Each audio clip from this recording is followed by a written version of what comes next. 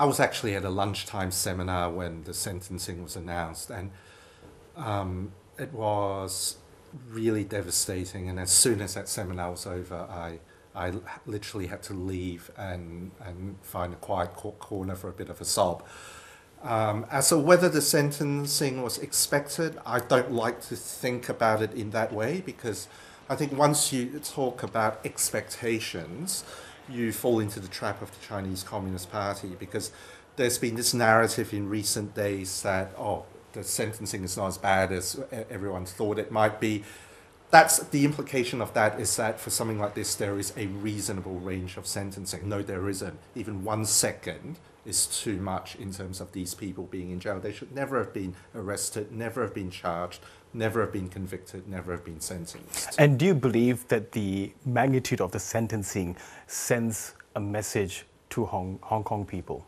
I think the mere fact that these people are in jail already sends a very big message to Hong Kong people. But the problem is that the lines are actually not clear. You never know whether they're going to shift the red lines more and more and more as time goes on. So it's a period of great uncertainty and difficulty. And speaking of red lines, I mean, what can you tell us about the basis upon which the 45 were convicted based on the national security law?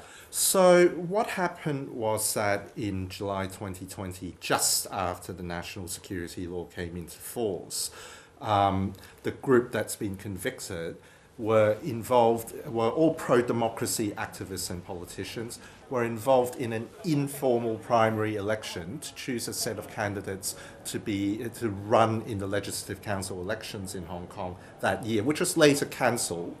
But the point was that the candidates, many of them were promising that if the pro-democracy forces were ever to get a majority within the Legislative Council, they would block the budget until the government relents on democratization.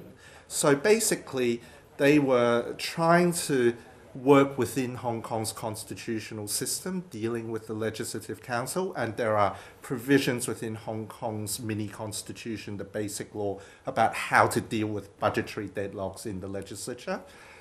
None of that mattered to the judges. They just said, oh, you're subverting state power by daring to run this election, daring to suggest that you might block the budget. Kevin, tell me, what do you think about how Hong Kong can even maintain any semblance of democracy when you've got the most influential pro-democracy activists, politicians like Joshua Wong, Claudia Mo, and then of course Jimmy Lai, the media mogul, founder of Apple Daily, facing trial. He's already in prison. What hope is there for democracy in Hong Kong? Well, it's obviously very difficult times, and that at the moment it's fair to say that a lot of people are lying low, and that obviously there are those of us who are now overseas who are continuing to speak out on the issues.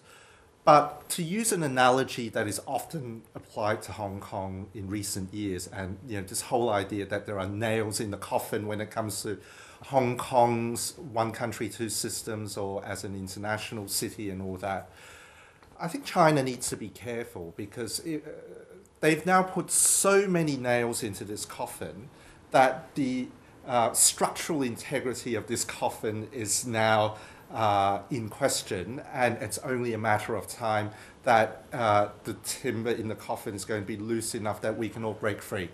Yeah, and on that note, how are you feeling? I mean, you are abroad, but also you are openly advocating for a democratic Hong Kong, and I understand, of course, there is an arrest warrant out for you there.